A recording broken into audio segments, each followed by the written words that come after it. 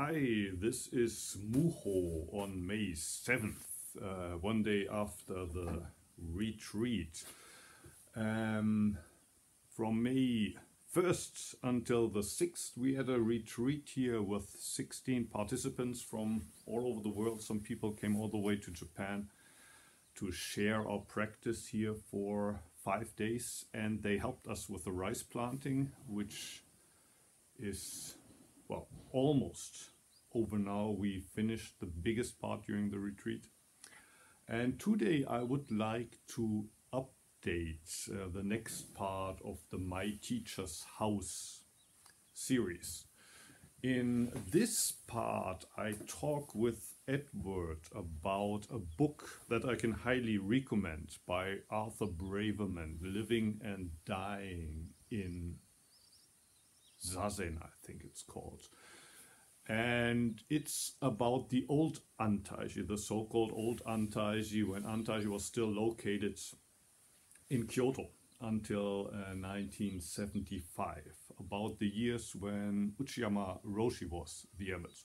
So that would be from 1965, when Sawaki Roshi died, until 1975, when his student Watanabe Roshi took over, and 2 years after that, Antaiji moved from Kyoto to the present location here in northern Hyogo Prefecture.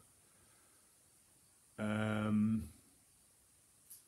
that book, Arthur Braverman talks about, well, not only Antaiji and Uchiyama Roshi, but also Sawaki Roshi and a couple of other Zen masters connected to Sawaki Roshi.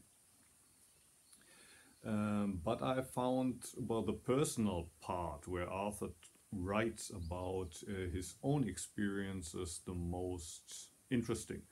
And there's this one part that Edward and me talked about, which I found particularly interesting, and where also the title of the series, My Teacher's House, originally comes from. And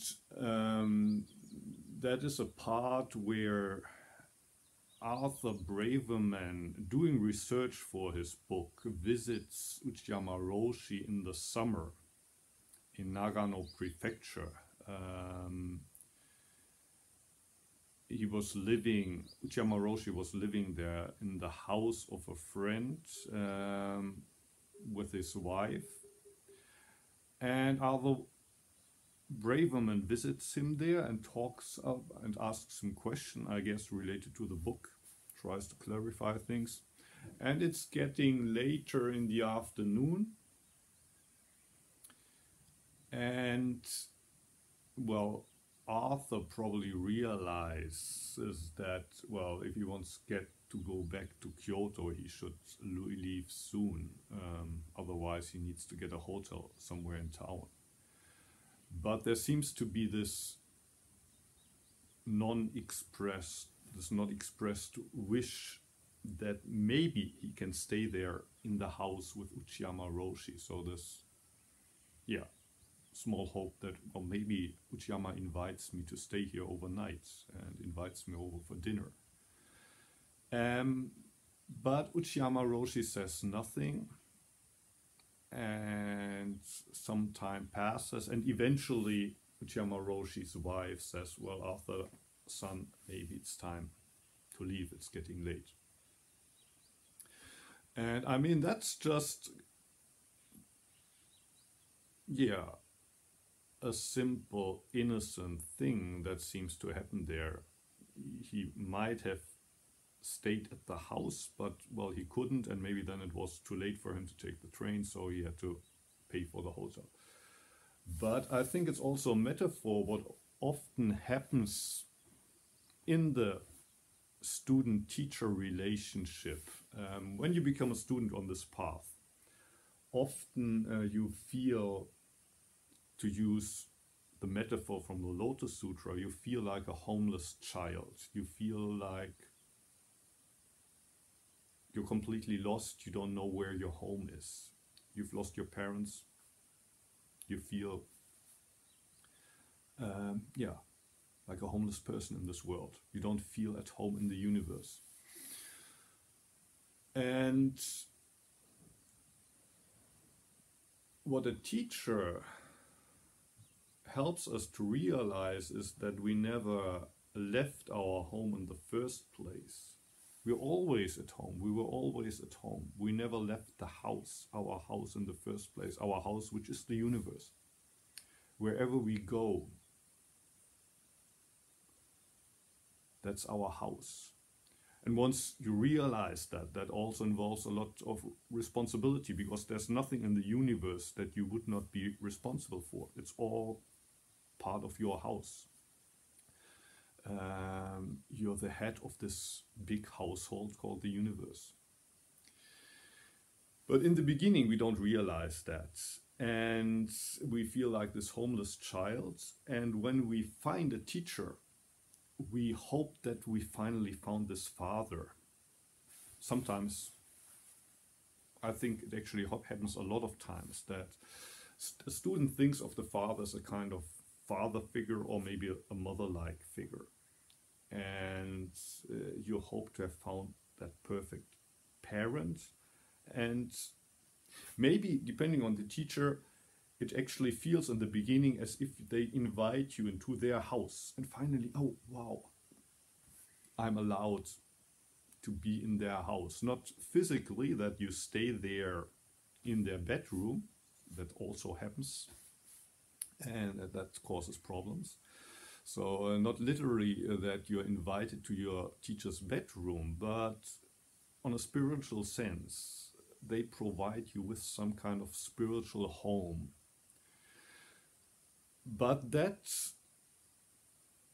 doesn't really work, I think, in the long run. At one point, your teacher has to remind you that actually you cannot stay in their house. It's impossible to even enter your teacher's house, because although your teacher's house is the whole universe, it's their universe. And you have to wake up to the fact that your house is not your teacher's house, but it's the universe that you are living right now. So at one point, your teacher will remind you that you cannot enter their house. But you don't have to, because you're living already in your own house. And I think this episode there of Arthur Braverman being reminded, actually by Uchiyama Roshi's wife, that it's time to leave now. It could be interpreted as a kind of wake-up call. Hey, Arthur, you cannot stay here, but you have your own house. Wherever you go, that's your own house. So I highly recommend that.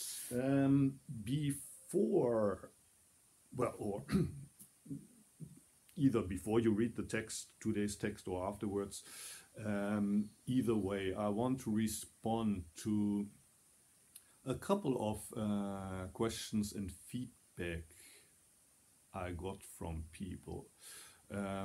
One thing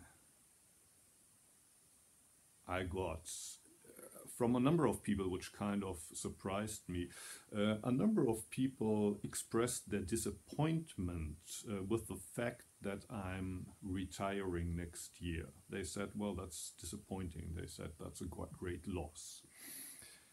From people that I don't know personally, from people that probably know me only from the internet, or maybe from books, or maybe they saw me on TV. I could understand if somebody who has come to Antaiji, maybe last year or so, and they prepared for their stay at Antaiji by studying Japanese beforehand, and they said, I will stay at Antaiji for a minimum of 3 years, and they committed themselves, and now they're at Antaiji, and the abbot says, I'm going to retire. I can understand that such a person would be disappointed. I would be disappointed in that situation. I have difficulties understanding why people would be disappointed when they're not at Antaiji, they don't have any real plans to ever come to Antaiji, what would they lose if I retire? After retiring from Antaiji and going to Osaka, I probably will still be on the internet. I will still upload videos to YouTube. I will have even more time to write stuff, to maybe get out another book or two. I will have more times to give talks, and I will probably also visit Germany and maybe some other countries in Europe once a year. So there's actually nothing that you lose if you're not living at Antaiji right now. I don't see any reason for disappointment. And one person I asked about this, why would people be disappointed because I retire? One person said, well, now we don't have our German abbot in Japan anymore. It's not Abbot Muho anymore. It's just a regular Muho, basically.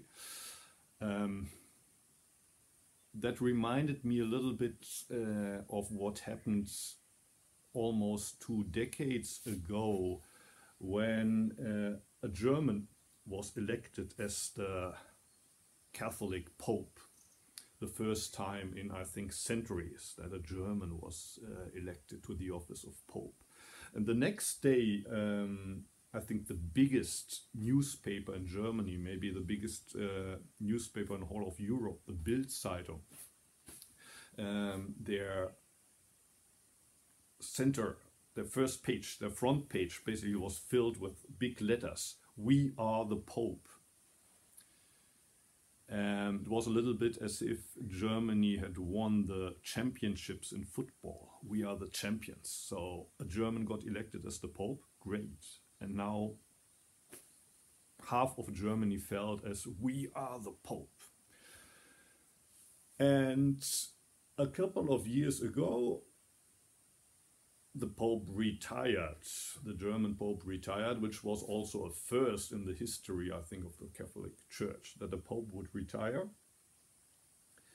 And now it's a new Pope from Argentina. And I don't know if people are disappointed by that, but it could be. It could be that those people who were so happy that now we are the Pope are now disappointed because we are not the Pope anymore. Now Argentina is the Pope, as if Argentina had won the soccer, football world championships, and now we are the losers. We used to be the winners, and now we are the losers again. So if anybody in that way is disappointed by me retiring as the abbot of Antaiji, I'm sorry, but I cannot help you. I cannot help you if that's the reason for the disappointment. I'm sorry. But for all others, I don't really see why there would be a reason for being disappointed, because I'm still gonna be there, where you probably found me, either on YouTube or maybe you found me in the bookstore, wherever. It's not that I'm gonna disappear somewhere to the mountains and live in a cave. Another thing that somebody said or wrote was, you sound bitter, talking about me. So Muho sounds bitter when he talks about his years as the abbot. Yeah.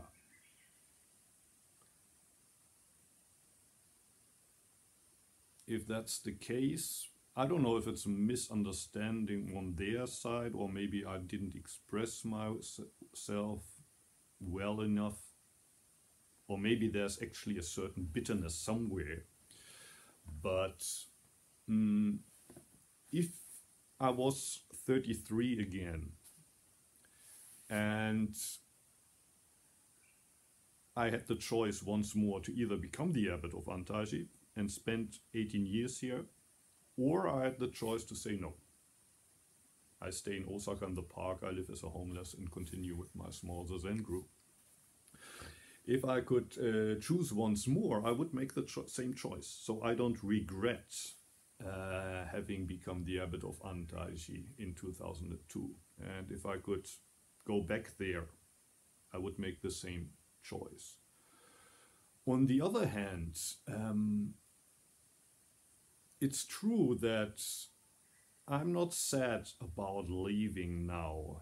To be honest, I actually even feel a little bit of relief that I know that next year I'm not going to be the abbot anymore. There's, to be honest, a certain amount of relief. And last year, this time, in May of the year 2018, I didn't plan to retire so soon. I thought I would be the abbot for at least another 3, 4, maybe 5 years. I thought I would give it a little bit more time, and I thought that my kids would go to Osaka by themselves.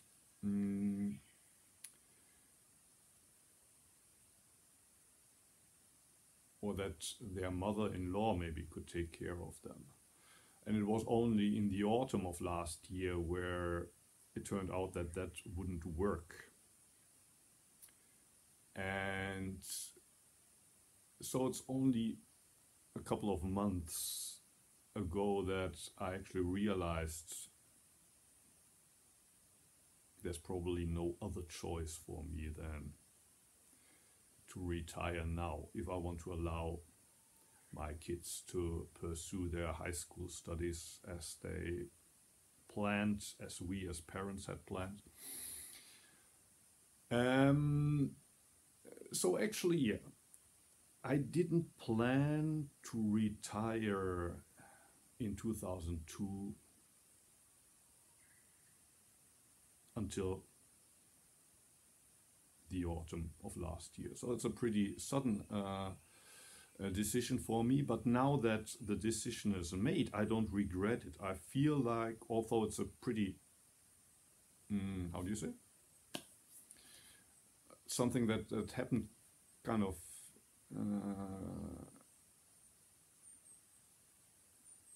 not in a long time. It's not something that I contemplated for a long time. It feels like the right thing. And when I say I didn't contemplate it for a long time, when I became the abbot, as I told you in one of the previous videos, I thought maybe I do it 10 years, maybe I do it 15 years, somewhere in between the minimum of 10 years, that's what Uchiyama Roshi did, and maximum 15 years, that's what my teacher did, and Watanabe Roshi 12 years, somewhere, maybe somewhere in between.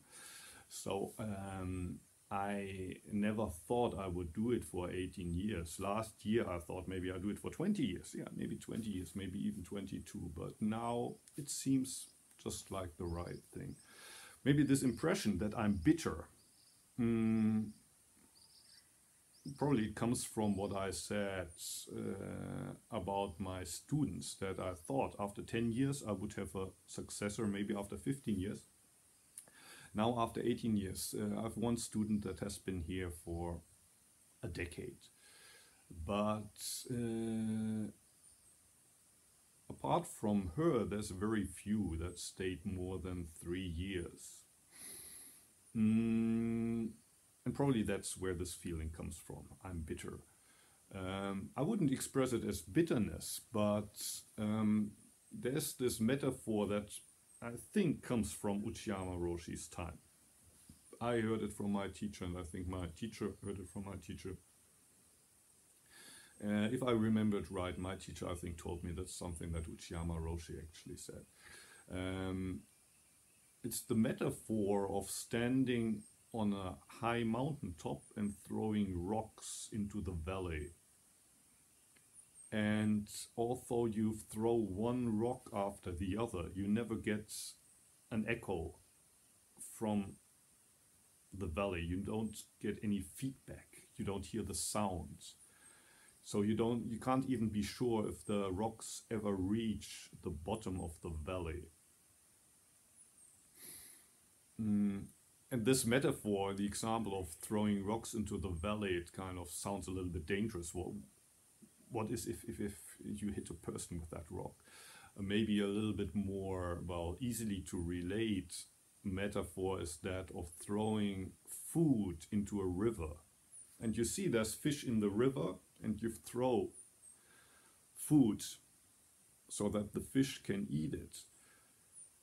But you never see any of the fish biting at the food. So you continue to throw food into the river, but the food just drifts down the river, and the fish seem to ignore the food. But you still do it in the hope that maybe somewhere after one or two bends down the river where you don't see it, maybe some of the food finally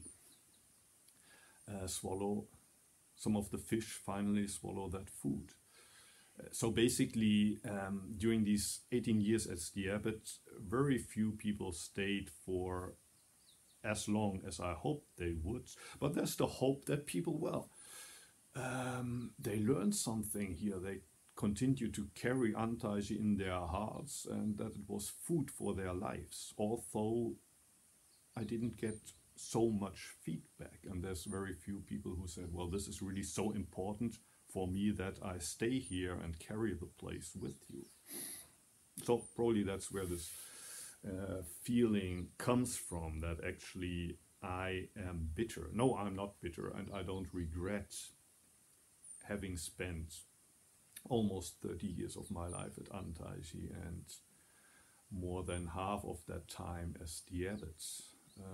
There's no regrets, but also I feel that it's a good time now to leave, and I don't feel sad about leaving. Another feedback that I got is from a person that originally ordained with me more than a decade ago and later changed his teacher. And he's also good friends, or kind of in a teacher-student relationship, with one of the original students of Uchiyama Roshi, somebody who knows Uchiyama Roshi pretty well.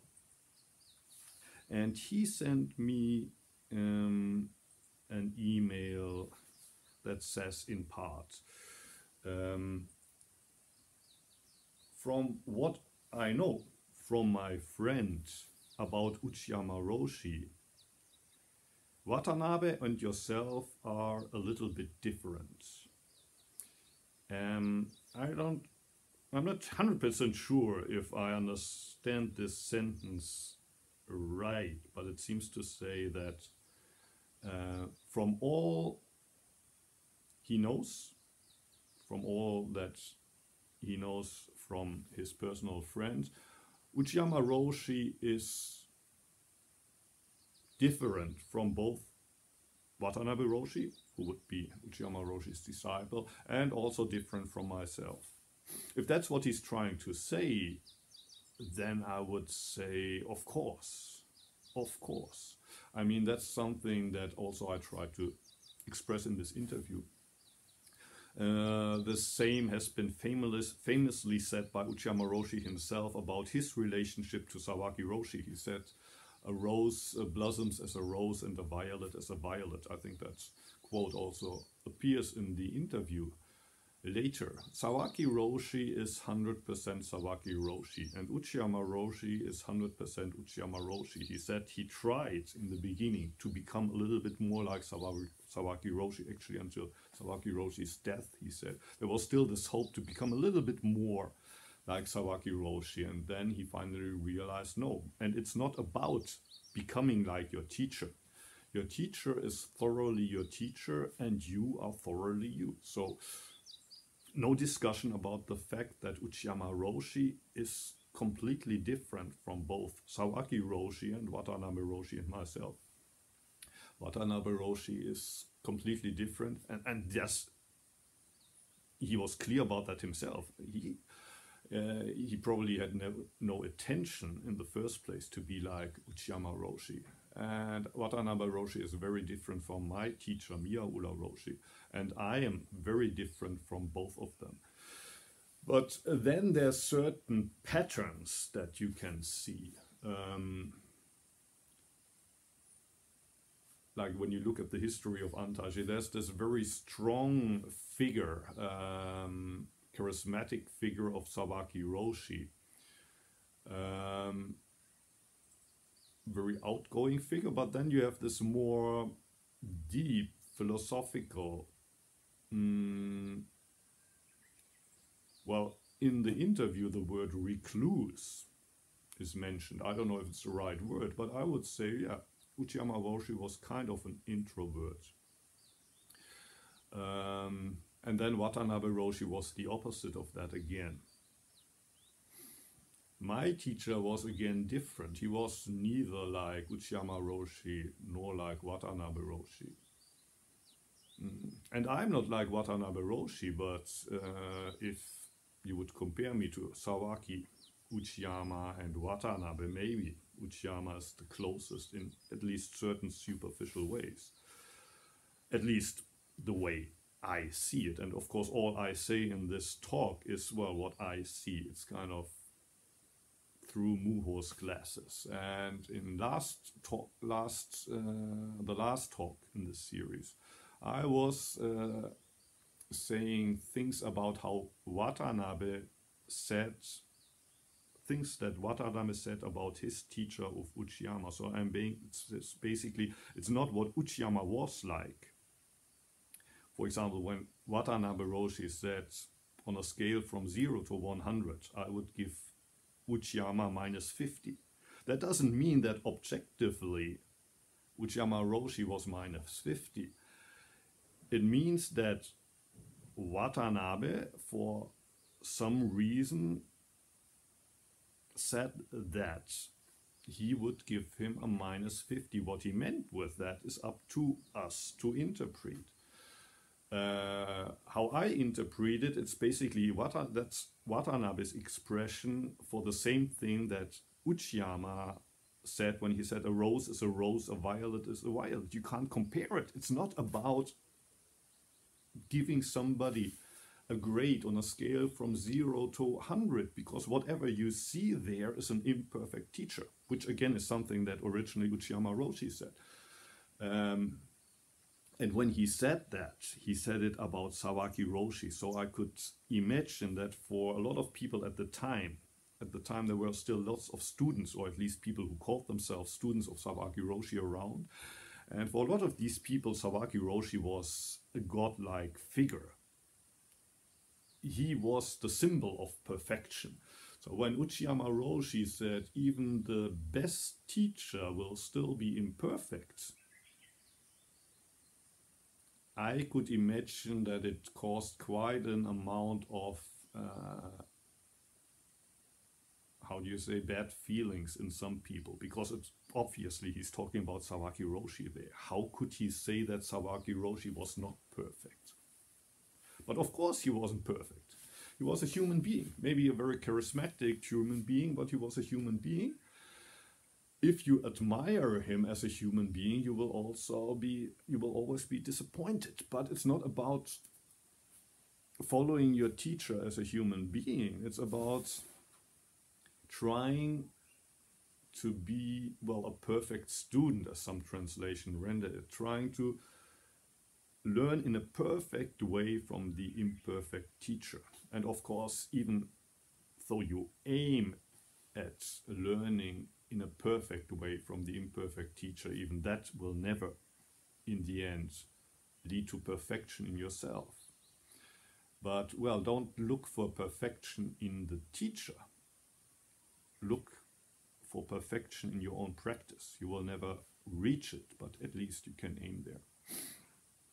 I think that's what Watanabe Roshi means when he says, I would give Uchiyama Roshi a -50. It's not that he said, well, I'm 100, my teacher's -50. It's not about that. So some other things that are said in this email that I got about Uchiyama Roshi and how he really was. So he says here that his friend told him, as to Uchiyama Roshi being recluse, reading mostly newspaper and not taking part in daily zazen, my friend told me that Uchiyama Roshi's health was very fragile, and especially last 2 years he was quite sick, to that extent that he might cough with blood. My friend told me that he sat as much as he was able due to his health. He sat in the mornings and sometimes in the evenings. During session also he couldn't sit all day, but only because of his health. During normal days he was often preparing for lectures he gave at Antaiji and elsewhere, and meeting all the time with quite a number of people. His students and visitors, so it is really difficult to describe him as recluse or hermit. As to having private booth, as you put it, he might use a kind of divider as a means to keep away from draft, not as a way to separate from others.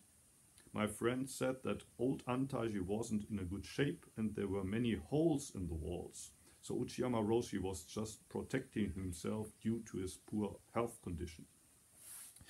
So, as I say in the interview, this thing with the private booth is a rumor that I heard about. I don't know if it's true. I asked some older students of what I know about Roshi, because it sounds like a funny thing that you would kind of put up these dividers left and right of you during the Zen. Why would anybody do that? And maybe that is the explanation, that Uchiyama Roshi was not in the best health. He tried to protect himself from the draft, otherwise he wouldn't been able to sit there in the first place. On the other hand, I think what we need to be careful about is that we don't try to idolize the teacher. So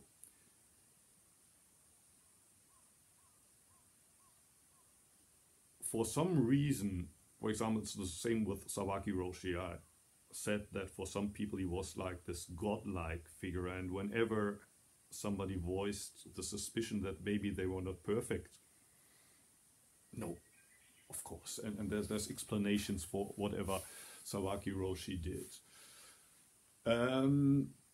It is important to remind yourself that the teacher is not perfect, and maybe some of these imperfections are there for a good reason, but you do not have to explain everything.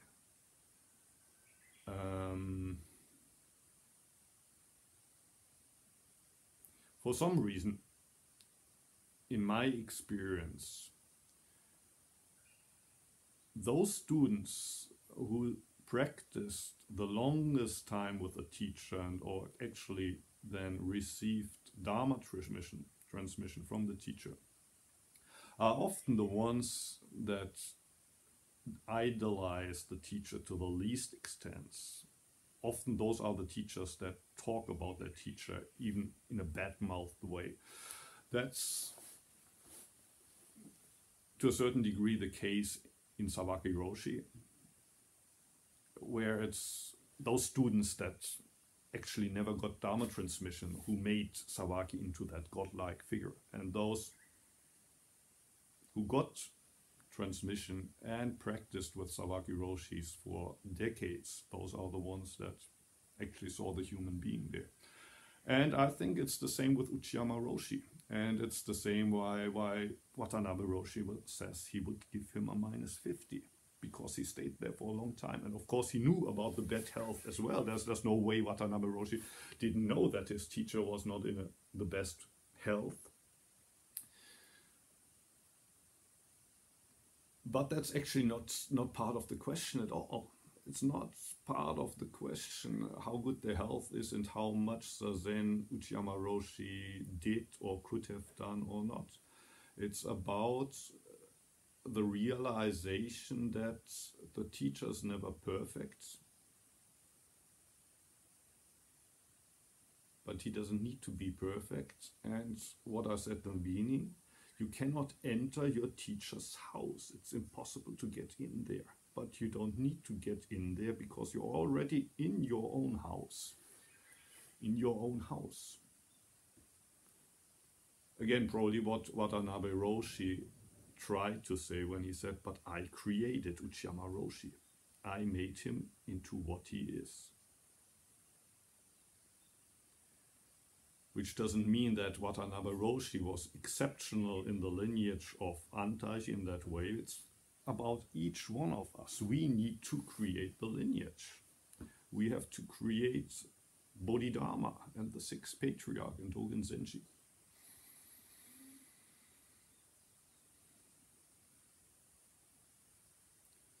But on the other hand, it's also true what I said in the previous talk. We need a teacher to challenge ourselves, because it's easy to criticize worldly views, your parents, your friends' ideas. It's easy to criticize Donald Trump and Hillary Clinton. It's sometimes even not so difficult to criticize yourself. Self-criticism is also possible, but it's almost impossible to let go of that part in yourself that does the criticism. So when we criticize ourselves, there's still this inner critic who would never allow himself to be challenged. We criticize certain parts of ourselves that we're willing to let go. But it's the teacher who puts my critic into question. So that's what I need the teacher for, and that's why it often hurts to be around a teacher, because it hurts when the critic is put into question. That's what the critic hates the most, when people put him into question. And that's why it's so disappointing when you realize my teacher isn't perfect either. How dare he criticize me when he's not perfect? And one thing that I try to express in this series, that's actually a common realization in this teacher-student relationship. And there's still people out there that whenever they're criticized by an imperfect teacher, think that they need to find a new teacher who's perfect. And that they have not earned being criticized by an imperfect teacher. Well, good luck if you're still searching for the perfect teacher. If you are, then, well, look out for a dead teacher. That's what some people do. If you have a dead teacher, if your teacher is dead, then you're free to idolize him, and that might work. But if you're living with a live teacher out of flesh and blood, you need to be prepared for the realization they're neither perfect, nor can you enter their house. You cannot stay in their house. All that they can do for you is to demonstrate how to live in your own house, which is the universe. Okay, I talk too much as always. I hope I didn't bore you too much, and have fun with that small piece of text that I would upload with this video. See you.